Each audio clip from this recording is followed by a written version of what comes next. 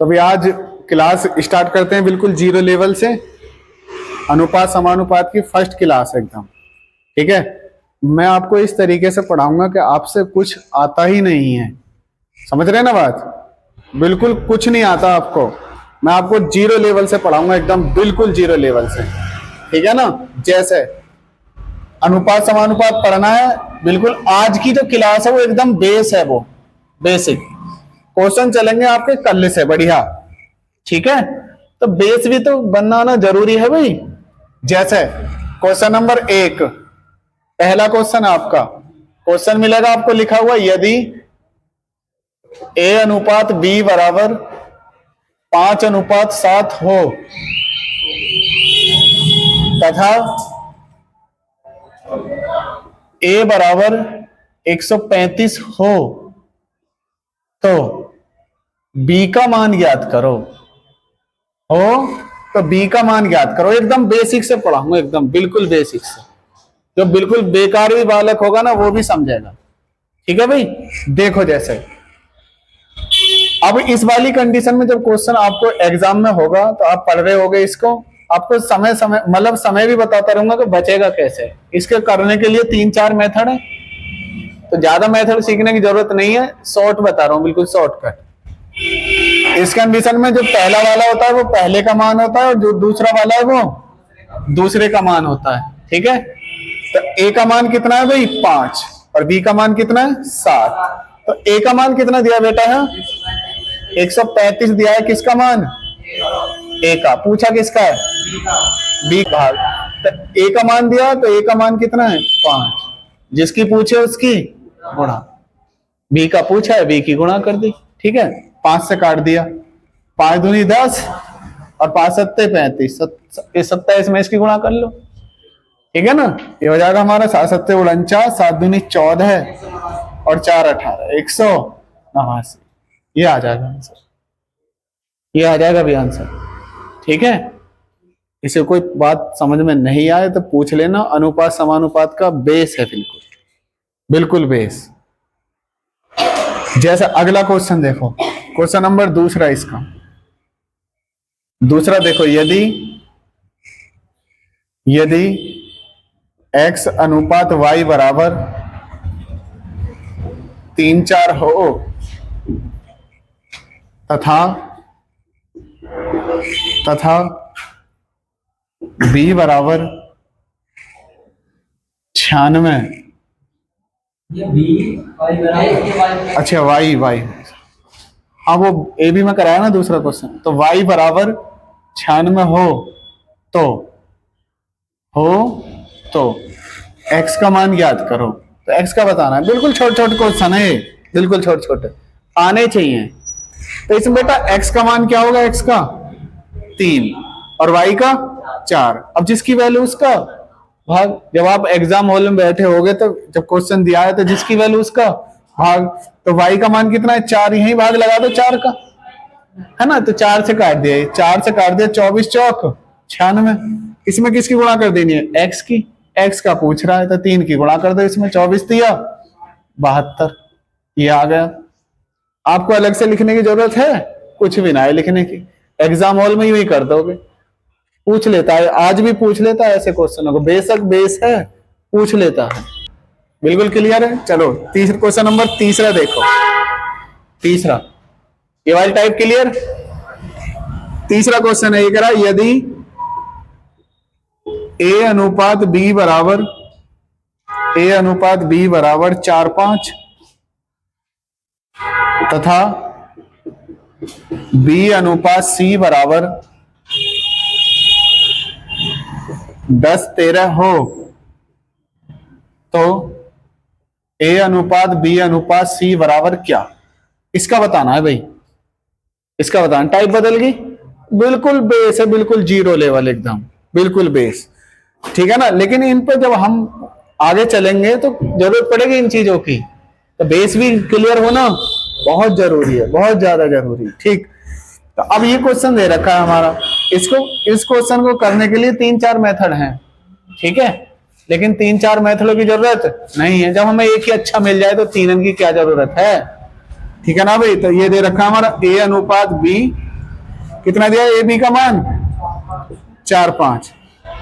अगला अनुपात देखो किस स्टार्ट है, बी से स्टार्ट है, तो बी की वैल्यू बी के नीचे लिख दो। तो बी का कितना लिखना है 10, भाई बी दोबारा आ गया तो उसी के नीचे से लिख दिया।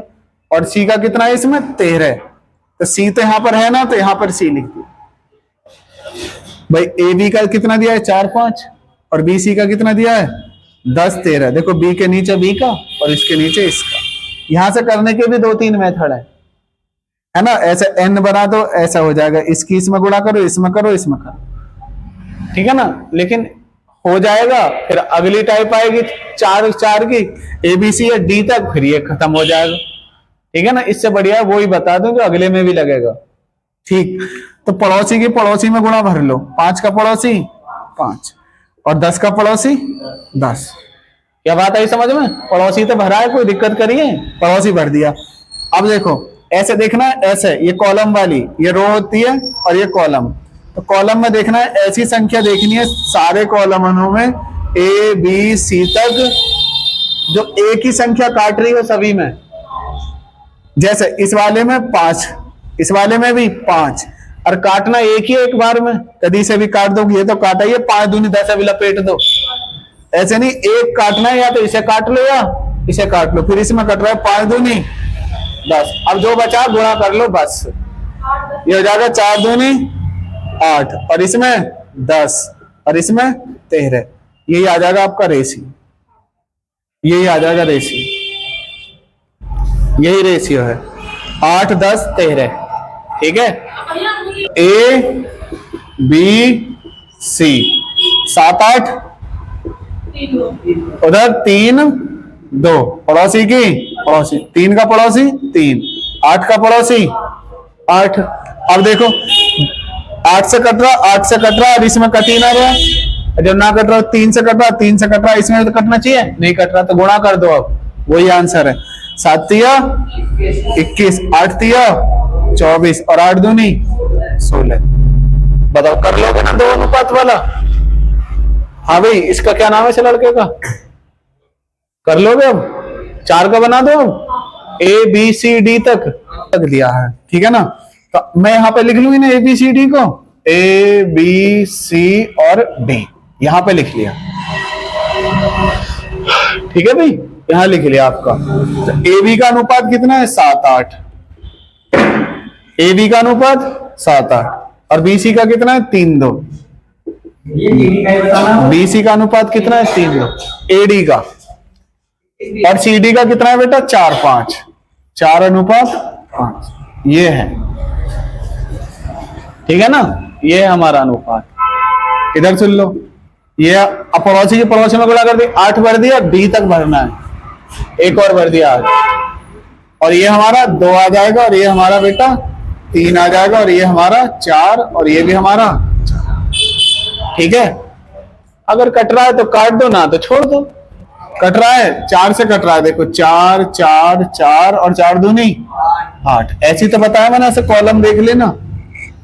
काटना एक बार में एक ही है, कट गया 4 से, 4 से कट गया ये वाला 4 से कट गया। तो अब ये होगा हमारा 7 तिया 21 और 8 तिया 24 और 8 दूनी 16 और ये 5 दूनी 10 दूनी 20। अगर सभी का अनुपात पूछता तो ये आ जाता आंसर, भाई सभी का अनुपात पूछा जाता तो ये आ जाता आंसर। लेकिन पूछा किसका है? ए और डी का। किसका पूछा? ए और डी का। तो ए और डी में देखना, ए और डी, ए का कितना है 21 और डी का कितना है बेटा 20, तो अनुपात आ जाएगा 21 अनुपात 20। बात के लिए, बात के लिए